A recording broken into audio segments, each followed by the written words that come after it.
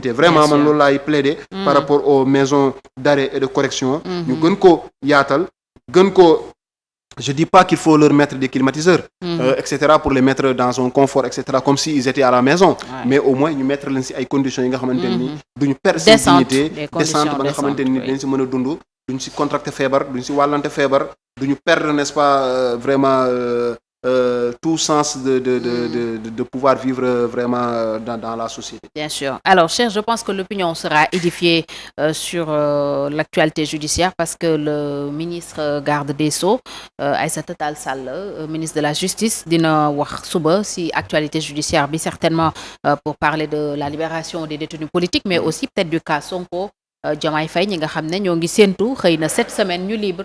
Parce que médiateur bu mag bi Alioune Tine moo ne woon Sonko sera libéré dans quelques jours ñu wax ne itam ne il a voulu comme garantie que na ñëpp génn moom en dernier. Donc on attend de voir demain ce que nous dira la garde des Sceaux Aïssata Tall Sall ministre de la justice bi war a jàkkaarloo ak taskatu xibaar yi bu ñeenti waxtu jotee. Cheikh maa ngi la koy wax sànq aussi le mandataire de Bassirou Diomaye Faye yëgle na ne jot na le fichier en format papier comme électronique fichier électoral bi loolu wax nañu ne aussi c'est à 15 jours autant pour moi de l'élection si lañ ko war a jot. Donc on peut espérer que malgré li am yëpp élection moom dafa nar a am et dans quelques jours. En tout cas si on compte bien on est le 19 donc bon normalement c'est voilà c'est dans 10 jours peut-être maximum ça fait même pas 10 jours donc on sera le 25 le dimanche. Donc c'est pour bientôt c'est dans 6 jours. Donc Fatou encore une fois rek bon dañu gis ne ni le processus continue. Donc léegi nag est-ce qu'on va vers une élection le dimanche 25? Bon moi je n'y crois pas trop. Je n'y crois pas trop parce que en fait dafa am ay bouleversements yi am yi nga xamante ni forcément dafa laaj voilà quoi ñu réajuster waat quoi la date. Maintenant on peut être toujours dans les délais pour pouvoir réajuster ba nga xamante ni avant le 2 avril on aura un président démocratiquement élu au Sénégal. Donc ça c'est une possibilité. Peut-être élection am le 3. Oui. Donc c'est une possibilité. Parce que les experts électoraux ont quand même proposé oui le 3 ou le 10. Pourquoi pas y aller pour le 3 être dans les délais mais quoi. Aussi bon bu ñu gisee ni ñu ngi joxe li nga xamante ni mooy le fichier ça veut dire que l'administration dans 15 jours est dans une optique, normalement donc dans 15 jours ce sera le 3. Voilà, l'administration est dans une optique donc de tenir l'élection présidentielle pas le 25 peut-être mais en tout cas si délai bu ko weesu tuuti mais pas trop. Donc dans un mois maximum peut-être on aura une élection présidentielle donc au Sénégal donc loolu day wane ni le processus bi nga xamante ni président moo ko roofoon ay galgal donc galgal yi rocceeku na donc ginnaaw bi conséquence waxee et que le président il est dans une posture de vouloir aller à l'élection enfin donc ñu ñaan rek mu continuer mais aussi fichier bi c'est très bien pour que les candidats puissent quand même avoir le fichier mais léegi même su nekkee dans nos réformes moi je me dis les candidats tant qu'ils n'auront pas les fichiers avant un peu plus tôt ça sert à rien. Tey aujourd'hui la cartographie électorale et tout etc.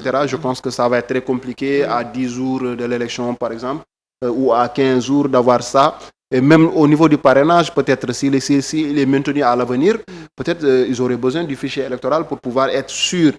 N'est-ce pas que ceux qui les parrainent sont bien des parrains donc inscrits légalement figurant sur le fichier électoral et détenant quand même leur carte d'électeur et qui sont éligibles et électeurs en même temps donc mu ngi da nga xamante ni donc loolu mënoo dem sur la base de présomption mënoo ne diw c'est vrai nit ki gis nañ fi nit jox la carte d'identité am ak carte électeur am nga enregistré ko nga dem ñu ne la nekku fi donc peut-être si on avait le fichier si les candidats avaient le fichier à temps ça aurait pu peut-être éviter n'est-ce pas d'avoir ces contretemps-là yi nga xamante ni parfois c'est pas salutaire pour la démocratie et day gën a gàkkal gën a tardel sax liggéey ki nga xamante ni mooy conseil constitutionnel donc on serait passé à autre chose mais c'est déjà bien c'est une bonne nouvelle de voir que le processus continue alors léegi nag on attend de savoir quand est-ce que la date sera fixée je dégg naa président mu ngi def des concertations depuis un bon moment et qu'il avait déjà rencontré Mamadou Lamine Diallo et qu'il en a rencontré d'autres les Tchornia et autres donc je pense qu'il est dans cette dynamique-là on va voir. Et je me dis normalement d'après ce que j'ai lu aujourd'hui lundi et mardi demain peut-être dina ndar képp nga xamante ni waxtaan yi tout ça et on pourra naturellement aller vers une date bi nga xamante ni dina permettre corps électoral bi déployer wu et que les candidats aussi ñu mën a def li nga xam ne war nañ ko def ak askan bi déglu leen après tànn voilà naturellement son président.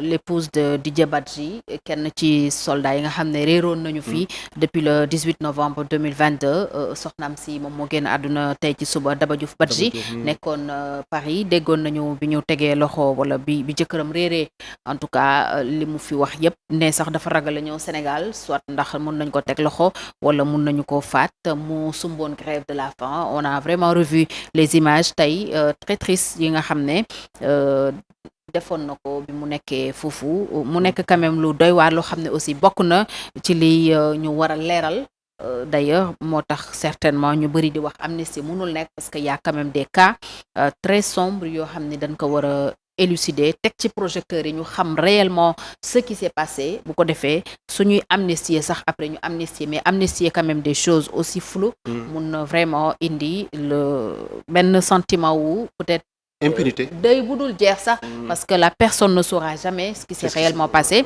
am nañ fi dossier boo xam ne amnistier nañ ko mais ba tey koo si wax dafay ne la leerul et ça loolu dafay tax même amnistie bi du am sens parce que dossier boobu du musa fay tant que c'est pas clair ça ne peut vraiment pas disparaître des esprits donc peut-être suñu minutes yu des ñu consacré ko xew-xew bu tiis boobu nga xam ne si suba la wàcc muy génn àdduna Daba Diouf Badji soxna si Didier Badji di gendarme bi nga xam ne dafa réeroon depuis le 18 novembre te ba tey fi ñuy waxee kenn xamul fan la néewam nekk xamuñu ndax dafa faatu xamuñu ndax mi ngi dund et mbir mu doy waar la aussi.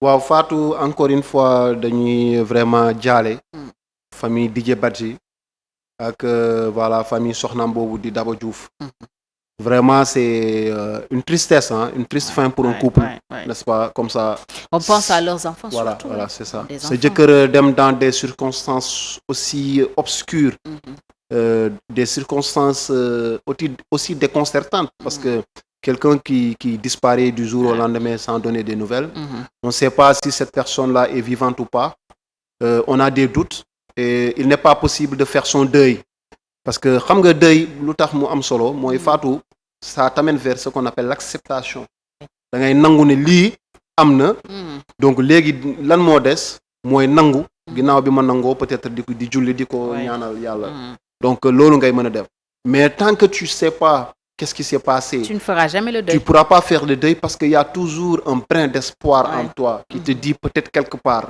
n'est-ce pas, sur cette terre-là, cette personne-là que tu as tant aimée, de toutes tes forces est encore vivante. Donc, day dëkkee, n'est-ce pas, si day pénétrer say rêves, donc di traverser tes nuits, te yow loolu day doon la nga xamante ni doo si mën a doo ko mën a bàyyi parce qu'en fait tu te dis bien toujours sûr. Quand quelqu'un même sonne à la porte tu te dis peut-être que c'est lui quand tu reçois un courrier tu peux te dire peut-être que ça vient de lui alors toutes ces quand ton téléphone sonne tu penses que c'est après, peut-être voilà, lui da ngay dem ba benn instant Fatou aussi tu es dans la déprime totale quoi donc da ngay déprimer te loolu mën na la sax affecter sa santé à la limite. Et tey bi ñu déggee nouvelle bi ñëpp dañu ne elle est morte de chagrin en fait. C'est une triste nouvelle. C'est une triste nouvelle parce que Guy Marius Sagna wax na ne salaire u Didier Badji jotatuñ ci woon donc elle avait des enfants aussi à prendre en charge te on suppose que seen borom këram moom moo leen yoroon moom ak ay doomam donc sa jëkkër disparaître ci condition yooyu son salaire jotatuloo ko est-ce que yaa ngi toppatoo sa njaboot comme il se doit est-ce que amuloo ay jafe-jafe ci sa dund loolu yëpp ñëw tegu ci kawam et on n'a vraiment pas vu selon Guy Marius Sagna benn soutien bu jógee ci état dem ci moom wala si hiérarchie même bu Didier Badji dem ci moom loolu aussi ça paraît louche. Bien sûr xam nga Fatou comme je dis rek bu ñu perdre jamais suñu humanité. Les règles sont là elles sont dures la loi est dure on dit que c'est la loi mais la loi est faite par des êtres humains. La loi s'applique à des êtres humains. La loi ne s'applique pas à des animaux encore moins à des objets. Donc c'est à des personnes que la loi s'applique. Quelle que soit sa dureté. léegi nag Fatou dafa am fi nga xamante ni il faut savoir faire la part des choses. Faut pas eux ils vont appeler ça dans le jargon les enfants et autres c'est des dégâts collatéraux. Mais est-ce que ces enfants-là ils doivent subir n'est-ce pas la dureté de cette loi sachant que ñoom amuñu en tout cas benn responsabilité directe par rapport à li nga xamante ni moo xew. Tey Didier Badji je ne sais pas il est accusé de quoi Fulbert Sambou non plus et leur corps on ne sait pas en tout cas je dirais pas. Mais est-ce que cette attitude ne laisse même pas croire à une punition parce que une personne qui disparaît quand même. Oui, en tout cas, l'attitude de l'État et de la hiérarchie quand même. Moi, je dis que intrigué, parce que xam nga lu tax analyser l'affaire Didier Badji et Fulbert Sambou, c'est qu'il n'y a pas de communication officielle. Oui. Donc, on est dans des spéculations. On dit peut-être qu'il leur est arrivé ceci ou cela. Je pense qu'on a juste retrouvé le corps de Fulbert. On n'a pas encore. Procureur Thèse Noyade la joxe quand il a fait face à la presse. On n'a pas retrouvé le corps de Didier.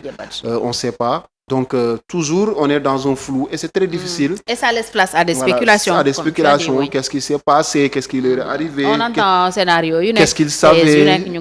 Est-ce qu'ils dérangeaient? Oui. Tu vois, il y a plein de choses, quoi. Il y a plein de questions. Il y en a même qui ont fait le link entre le rapport de la gendarmerie dans l'affaire Adji Sarr, le fait que le rapport begin avec cette disparition-là. Et tant qu'il n'y a pas une communication et une enquête vraiment en bonne et due forme, mais toutes les spéculations sont permises. Non, en fait, c'est le silence de nos autorités qui nourrit ces spéculations-là. Société bi, en fait, quand si nos autorités, surtout les autorités de l'armée, si elles avaient pris le soin d'informer de façon juste et vraie, peut-être que ça aurait levé les équivoques. Peut-être que la femme de Didier Badji aurait eu la chance de se remettre les idées en place et de comprendre ce qui s'est passé. Et de comprendre peut-être que son mari est poursuivi pour telle ou telle autre chose et que peut-être qu'il est innocent de ça ou de je ne sais de quoi. En tout cas, qu'on puisse quand même clarifier cela et qu'elle ait la paix, n'est-ce pas, de l'âme.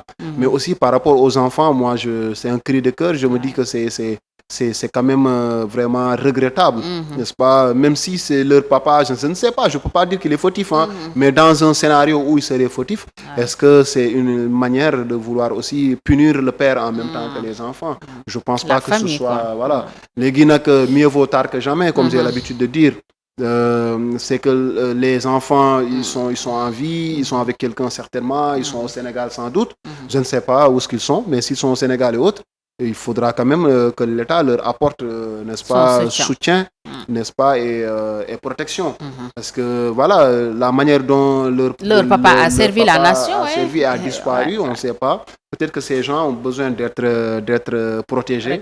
Mais au-delà de la protection, il faut leur faire un soutien parce que c'est des enfants qui doivent aller à l'école, qui doivent se construire un avenir. Il ne faudrait pas aussi...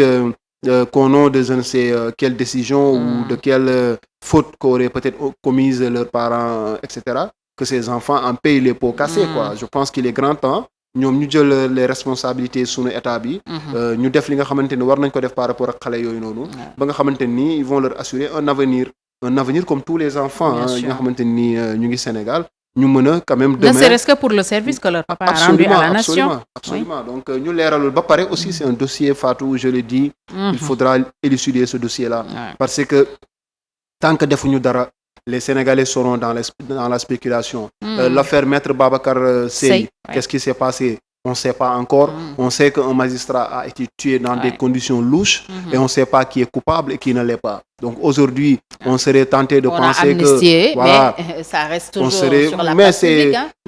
Même dans les grandes... dans certaines régions du monde, même quand il y a des guerres, et qu'il y a ce qu'on appelle la réconciliation, mais on te dit toujours, n'est-ce pas, vérité et réconciliation. Parce que il faut d'abord la vérité. Après la vérité qu'on peut, n'est-ce pas, entrevoir l'avenir de façon beaucoup plus sereine. Qu'on sache que c'est qu'on pourra pardonner. Tant qu'une personne ne t'a pas dit la vérité, il sera difficile qu'on sache que c'est elle qui est à l'origine de la mort de tel et que la famille de la victime puisse dire en toute sincérité, nous avons appris la vérité, nous avons compris et nous avons décidé, n'est-ce pas, de pardonner. Et que la personne qui est en face, qui est à l'origine, n'est-ce pas, de la mort ou, je ne sais pas, du préjudice subi par la victime, que cette personne aussi puisse prendre ses responsabilités. Je demande à être pardonné. Donc, l'on doit permettre après qu'il y ait une réconciliation sincère. Mais quand on ne sait pas, on a des suspicions, on se dit peut-être que c'est lui, peut-être c'est l'autre. Après, on ne sait pas. Et il est difficile de pardonner quand on ne sait pas à qui on a affaire. Et on ne sait pas qui est le vrai coupable. Mais quand c'est ça. C'est ça. Donc, et puis, on a vu l'affaire Maître Babacar Seye depuis, ça continue. Et les gens, ils n'oublient pas. Il y a eu la loi Ezzan ici. On est là, mais on n'est pas à l'aise.